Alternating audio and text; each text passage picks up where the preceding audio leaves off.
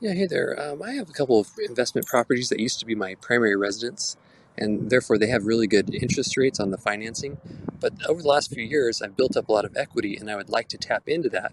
And I'm wondering what you think is the best strategy. I have tried refinancing, but I noticed the closing costs are pretty high, and the interest rate I get really is not that great. So it kind of doesn't seem to make sense. So maybe there's a better strategy that you could give some advice on. Thank you. Thank you so much, Stephen. Well, I guess it really depends on what these properties are doing right now and how much equity you have. I'm a big fan of always assessing your portfolio after a number of years. And remember, I'm not a financial advisor, so I can't tell you what to do with these properties, but I can tell you what I do with my personal portfolio, which is look at them and adjust. If I've got 50 properties, 60 properties, I want to look at the ones that maybe have appreciated very, very well, are in neighborhoods that went from C to B. Now they're in an A class neighborhood. So it might not make sense to really be a rental property for me anymore because the ROI is just way out of whack. It would make more sense for me to take that property, put it into a 1031 exchange, which is, if you're not familiar with a 1031 exchange, I'm not going to dive too deeply into it here. I'd like you to check out some of our other episodes on 1031 exchanges. We have a whole series. And plus, at our company, Morris Invest, we help people with 1031 exchanges. Basically, it allows you to take like and kind property and exchange it for other like and kind property. It has to be equal to or more valuable than what you're trading. So if you've got a property that was $100,000 when you bought it and now it's worth $300,000, well, now that's a lot of extra equity. You might want to consider putting that into a 1031 exchange, selling the property, taking those profits, not paying taxes on it, and rolling it into additional rental properties, where you could pick up 4 or 5 or 6 rental properties. So taking that one and turning that into, with $40,000, $50,000 down payments, you're able to suddenly pick up a big bag full of rental properties off of that one property. So something to consider. Something you might also want to look at, may also want to look at, is considering, home equity lines of credit on those properties. If it doesn't make sense to sell the properties, then it may make sense for you to pull out the equity in the form of a home equity line of credit. Again, I always talk about not sitting on equity. You cannot eat equity. So if in this property you have the ability to pull out $50,000, $60,000, $100,000 per property, again, I always come from a frame of reference from the properties that we sell with our team at Morris Invest, because for a down payment on one of those properties, it's going to be about $45,000 to $50,000, and that's a new construction, cash flowing rental property.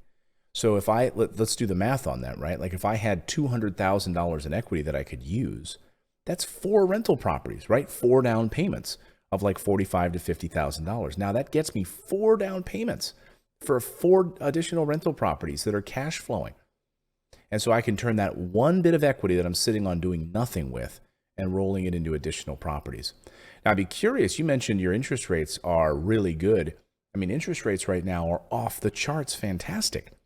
So are you below 3%? Are you at that 3%?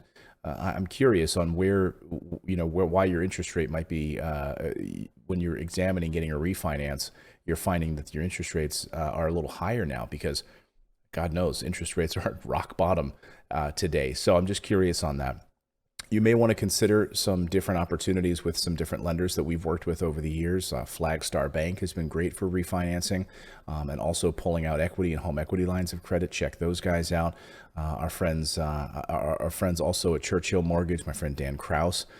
We have a link to that in the show notes as well if you want to connect with Dan. He's a great guy, and he manages, he does a lot of refinances and home equity lines of credit in a bunch of different states. And so these are people that I have experience with. That's why I'm recommending them.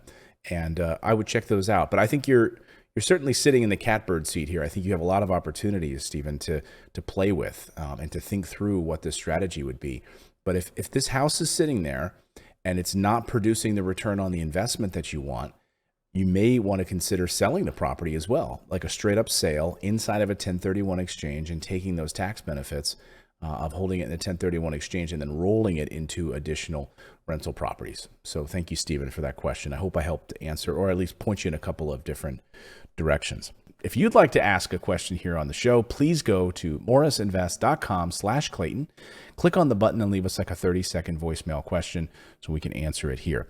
And if you would like to take the plunge and get your first real estate investment done for you, fully done for you, just go to our website at morrisinvest.com and click on the book a call button and jump on the phone with one of our team members. They'll walk you through exactly what we do, the funding options we have in place from our different banks that we work with, and show you the different new construction properties that hopefully would be right for you as an investment.